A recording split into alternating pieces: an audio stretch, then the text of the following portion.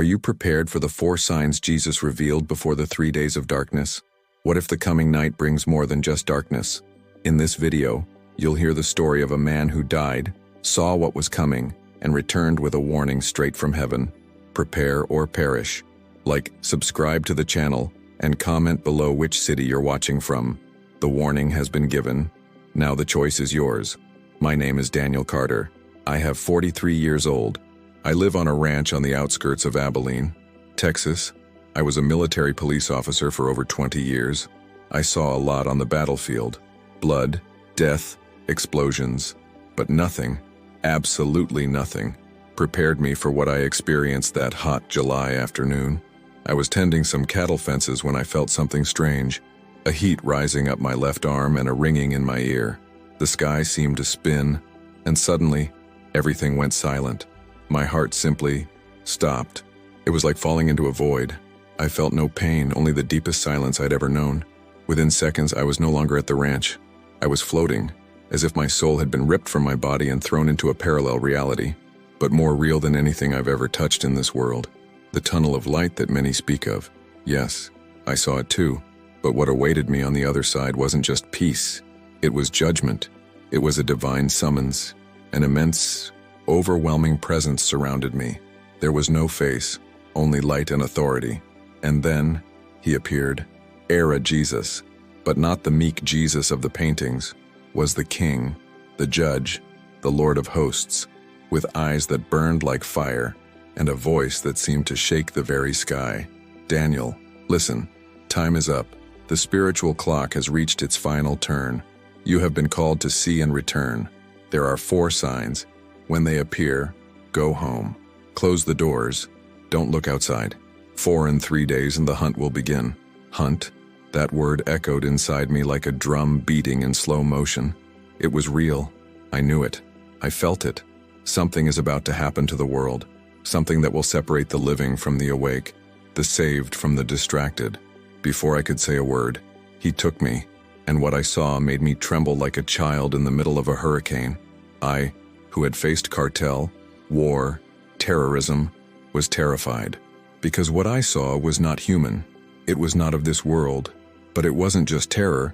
It was warning with love. It was Jesus giving one last chance. And he repeated, firm as steel, when the 4 signs appear, go home, for darkness will already be lurking. And in that moment I knew, if I came back I would have to tell, no matter if they mocked, if they doubted. That message, it's not mine, it's his, and it needs to be said. Do you want to know what the signs are? Do you want to know what I was shown? If so, take a deep breath, because after you hear it, nothing will look the same. Jesus didn't take me straight to heaven. No, he took me first, to the earth. But a transformed earth, I floated above continents that seemed to be swallowed by invisible cracks.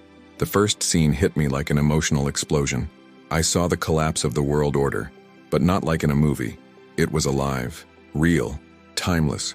Capital cities burning, banks being looted, presidents on the run, people shouting in different languages, all saying the same thing.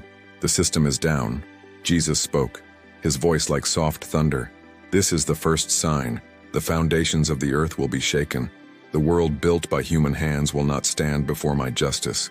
I saw the dollar sink, not slowly, not in months, in days. Stock exchange signs turned blood red until they disappeared completely. The streets of the United States, big cities like New York, Chicago, even Dallas, turned fields of silent civil war silent because hope had died. It was as if the air itself knew time was running out. We international alliances being undone live, governments fighting among themselves, nuclear threats thrown like stones between children with hate in their eyes. The chaos was not just economic, it was moral, institutional, spiritual. And Jesus repeated, this is the first sign, and it has already begun, but many are still asleep. The images that followed were worse. I saw ordinary families like mine, like yours, with eyes lost in despair. I saw parents who had never cried, crying in the middle of the street with their children in their arms. Empty supermarkets. Gasoline was running out. Even drinking water became a bargaining chip. America has become a shadow of its former self. But the scariest thing was the look on people's faces. A directionless look, as if they were watching the apocalypse in slow motion, but still trying to pretend it was just another crisis. And then Jesus whispered something that pierced me to the core. They think they'll fix it with politics, but there's no fix without regret. I wanted to scream. I wanted to go downstairs and warn everyone, but it was like I was stuck in time, just observing the birth of the end. And that's when I understood. This first sign, it's not a prediction, it's a countdown, and most is not paying attention. Do you want to know what the second sign is? Get ready, because if the first one shakes the world, the second shakes creation itself. After the social collapse, Jesus looked at me, speechless, and pointed to the ground, and it was as if the entire planet held its breath. And then he shouted, but not a cry of voice, a deep, ancient cry coming from the bowels of the planet itself. I saw Texas, my native land, split in half, like a field being cut in half by an invisible sword. I saw the wheat fields turn to dust, the lakes, dry as stone, the air, heavy, thick, impossible to breathe, and all around, a sky that seemed to have gone mad. Massive storms, typhoons like never before. And it wasn't just in the southern United States, it was all over the world. The climate had become a monster, and God had removed the restraints. Daniel, this is the second sign. When creation loses its balance, it is because the Creator's hand has withdrawn. The words pierced me like a bolt of lightning, because I understood nature is not dying by chance. It's being delivered. It's reacting. He is crying out. I was thrown into successive visions, as if watching the end of the world in chapters too fast to process. I've seen hurricanes swallow coastal cities in minutes. I saw dormant volcanoes awaken with an age-old fury. I've seen tsunamis appear without warning, advancing like walls of judgment. I saw entire forests burning, not because of human causes, but because the sky itself seemed to be breathing fire. And Jesus spoke, but now with sadness. They scoffed at the signs. They said it was just climate change. But it's not the climate that's changing. It's the cycle of my judgment that's approaching. At that moment, I was thrown into the center of the country. I saw the Bible Belt completely divided, destroyed churches, barren fields, and in the sky, a color I've never seen before, like a dark violet mixed with something that wasn't from our color palette. And that sky was watching me.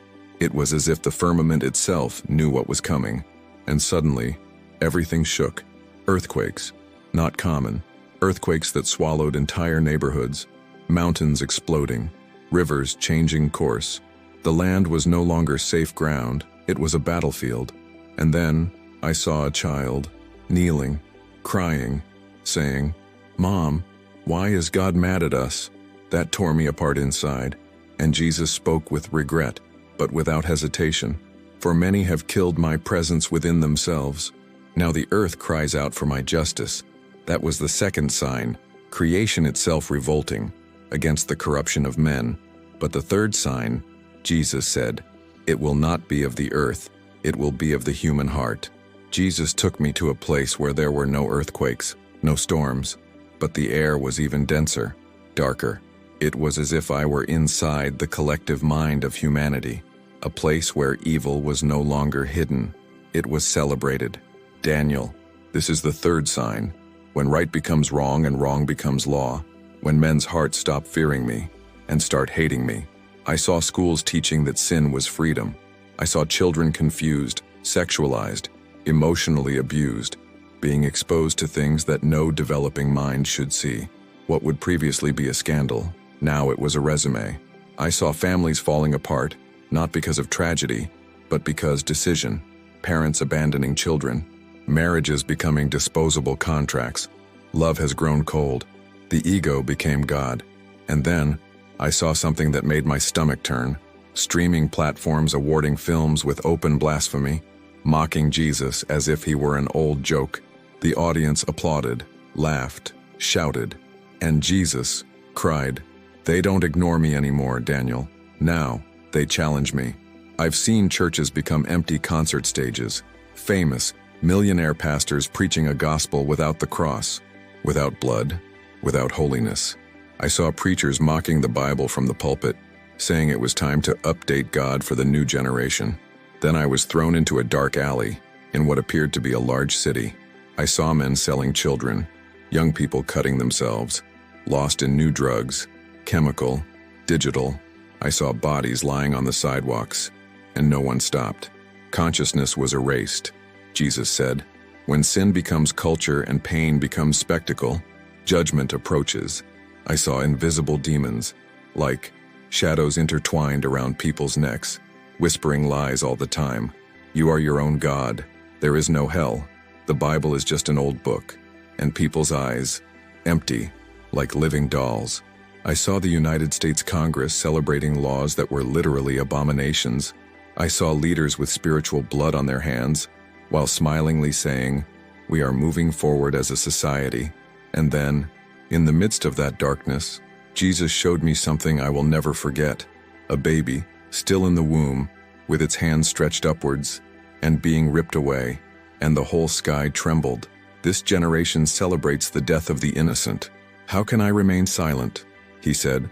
That was the third sign, the moral inversion, the enthronement of sin, the mockery of the sacred.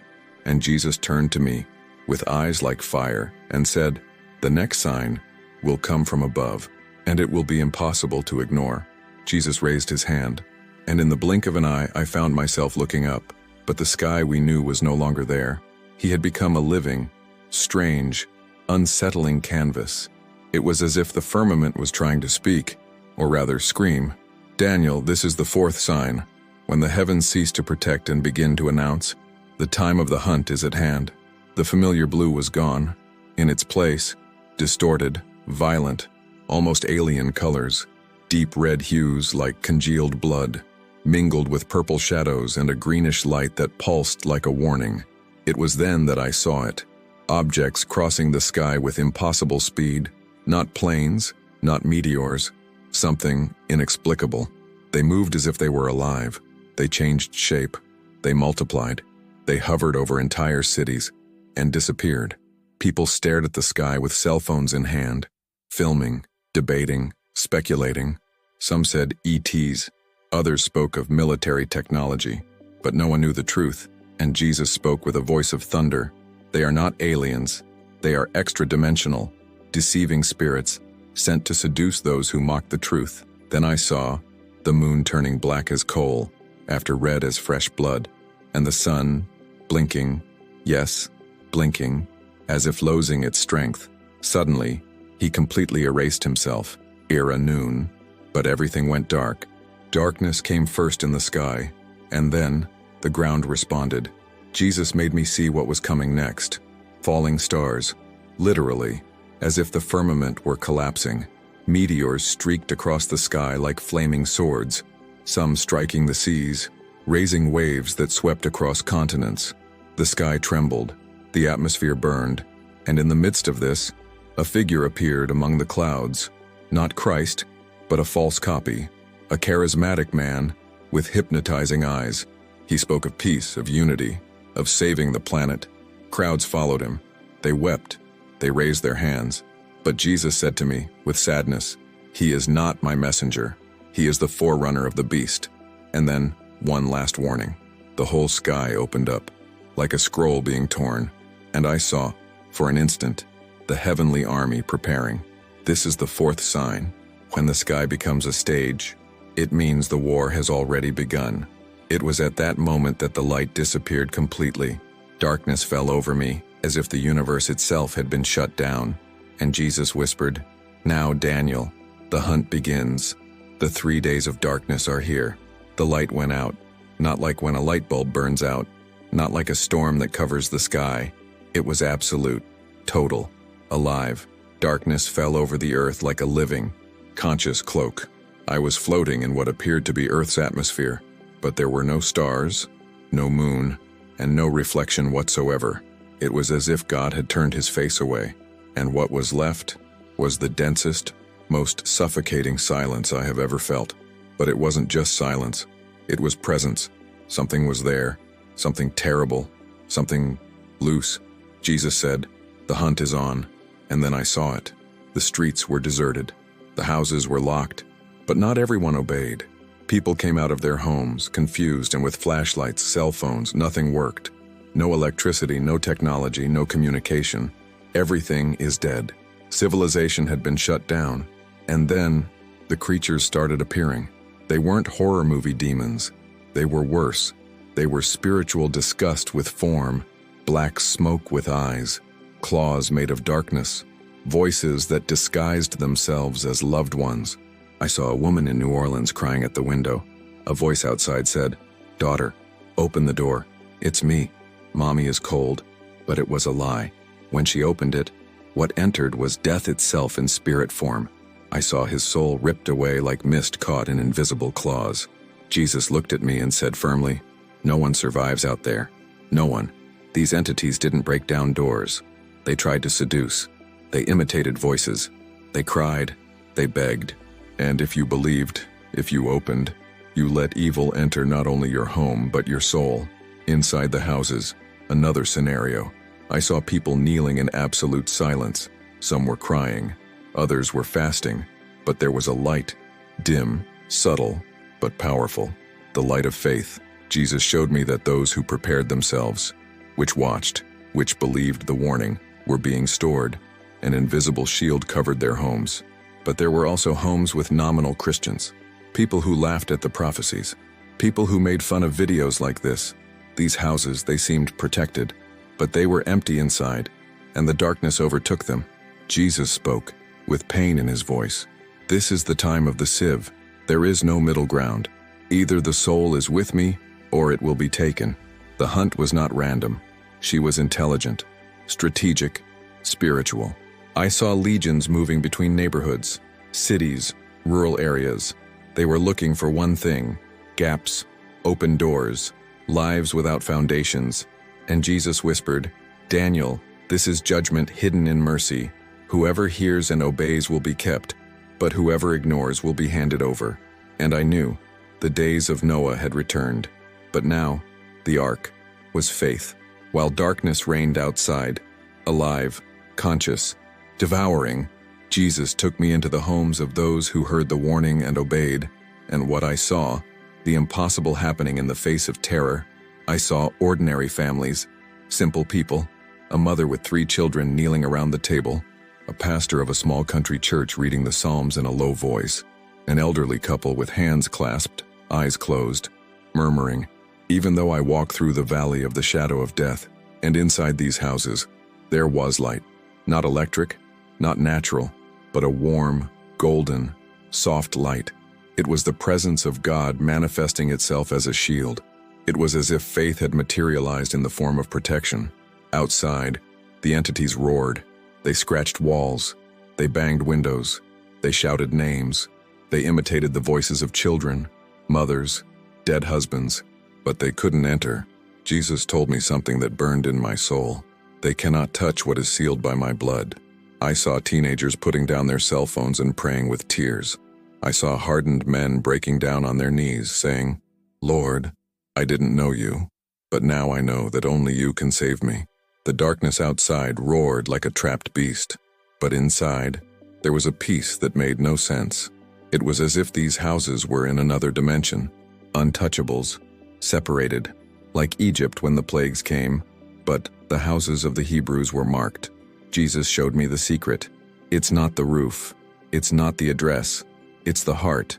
If the heart is locked inside me, evil passes right through.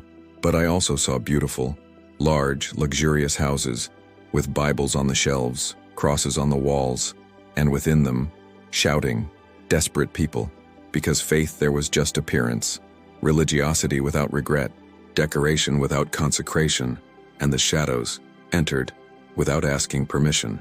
I watched in horror as a man looked through the crack in the window and saw his wife, who had died years before, saying, "John, let me in. I'm scared." He fell for the deception. It opened, and what entered wasn't his wife. It was hell itself in a mask. Jesus, in a firm voice, said, "In the darkness, even love becomes a trap if you are not firm in me." These 3 days weren't just physical. They were a final test, a silent judgment, an eternal filter, and the time was passing by. The hunt was in full swing, but dawn was already approaching. On the 3rd night, the silence of the world was so deep it was painful. It was as if even time had stopped, waiting for a verdict. And then, the darkness retreated, not like a sun rising slowly. It was as if someone had torn through the heavens with a sword of light. Suddenly, in a single second, the planet breathed. The light came back on, but it wasn't like before. It was a different light, almost alive, as if it carried the glory of something holy. The sky became crystal clear, the air, light, the earth, silent, as if exhausted, but something was immediately visible. Many didn't leave their homes, because they were no longer there. Jesus made me see above the cities, open but empty houses, families who did not believe, who mocked, who opened the door to deception, had been swallowed by darkness. Only those who believed remained, those who watched, those who fasted, those who wept at the foot of the cross. And they shone. Yes, literally. It was no ordinary light. It was as if the presence of God had permeated every cell of these survivors. Like Moses when he came down from Sinai, their faces were radiant. They had come through the night, and they bore the mark of heaven. Jesus said, "These are the ones who heard, who did not sleep, who washed themselves with repentance. Now they will be beacons in the midst of the ruins." I saw simple people, a black woman in Alabama, an old farmer in Kansas, an ex-junkie in Seattle, all marked by light.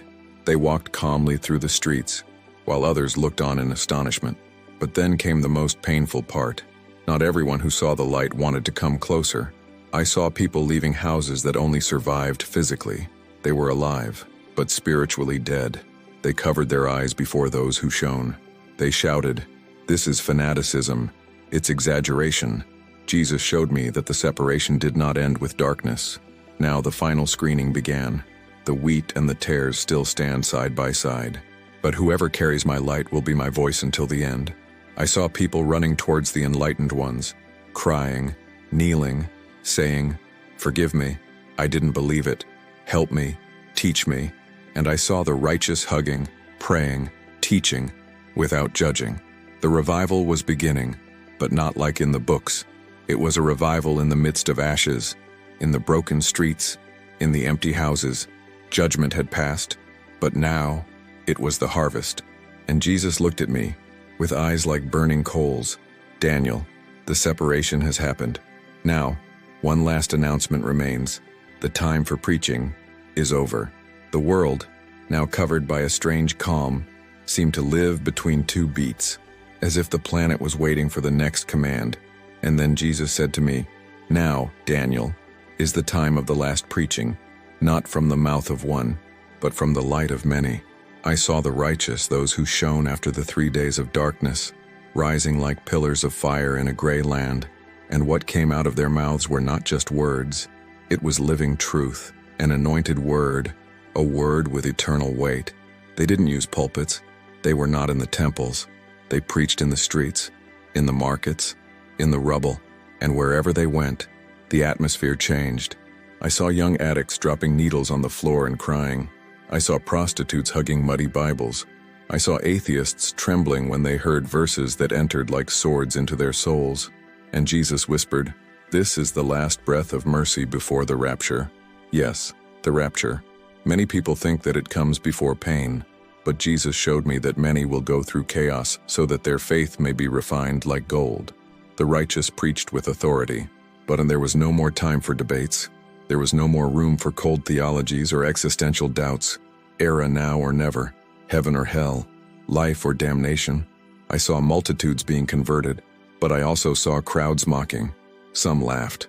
They spat at the feet of those who shone. Others shouted, "You caused this, fanatics, extremists. Where is this God of yours?" But the righteous did not retaliate. They just prayed. They cried. They fasted.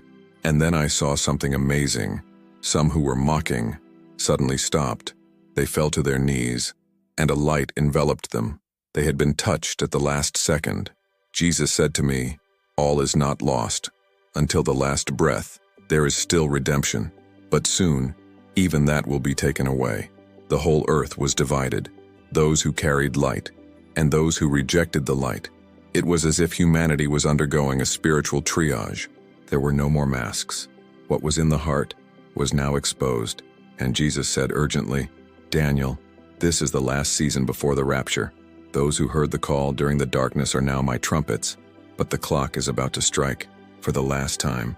The final sermon was being delivered, but the window was closing, and I could feel it in the air. The sky was about to move again. Jesus took me to the highest point of vision, not geographical, but spiritual.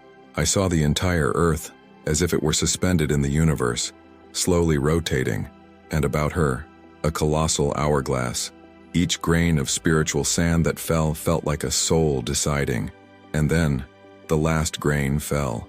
The sound that came next was not an explosion, nor a scream.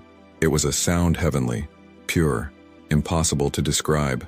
It was the trumpet, the last one, and it echoed across all dimensions. "Daniel, the time has come." I saw the sky tear apart like a veil being pulled back by eternal hands, and then an indescribable light filled the universe. The Son of Man, glorified, radiant, incomparable, has descended, and with him, the host of heaven. The earth reacted like a magnetic field being reversed. Tombs opened, bodies transformed into glory in a matter of seconds. I saw people being sucked into light, as if they were attracted by a celestial magnet.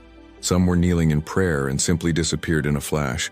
Others were in hospitals, wheelchairs, roads, prisons, and they were taken away, marked by one thing: a heart surrendered to Christ. I saw mothers disappear while praying for their children. I saw teenagers coming up with tears in their eyes. I even saw a man in a field, alone, shouting, "Jesus, forgive me," and was taken at the last second. But I also saw what no one wants to see. Millions stayed, simply stayed, and what broke my soul was their gaze. Horror, shock, despair, regret, but too late. They looked at the open sky and they knew they lost, not out of ignorance, but out of contempt, out of mockery, out of pride. Jesus said to me, "They heard, Daniel. They had time. They received signs. They saw my servants shining in the darkness, but they chose the shadows." Then I saw those who were left crawling to the houses of the righteous that were now empty. They picked up dusty Bibles. They cried on the mattresses, but the time of grace had passed. The sky closed, not with violence, but with solemnity, as if an eternal decree had been sealed. And Jesus looked at me, his eyes full of glory and pain, and he said, "Now you know. Go, tell them. When you see the 4 signs, return home, lock the doors, call out to me, because the hunt will come, and only mine will resist." In the blink of an eye, I was thrown back. I opened my eyes in the ICU, with machines beeping and doctors shouting, "He's back, he's back." But I wasn't the same anymore. What I saw changed everything. And if you've made it this far, listen to me. You don't have to wait for darkness to seek the light. You don't need to see the sky open to surrender. Jesus is still calling. But the clock, it's almost 0. If you enjoyed this beautiful spiritual testimony, please leave a like, comment, share your impressions, subscribe to the channel, and don't forget to turn on the notification bell to watch each new video and help us spread this message to a greater number of people. Until next time.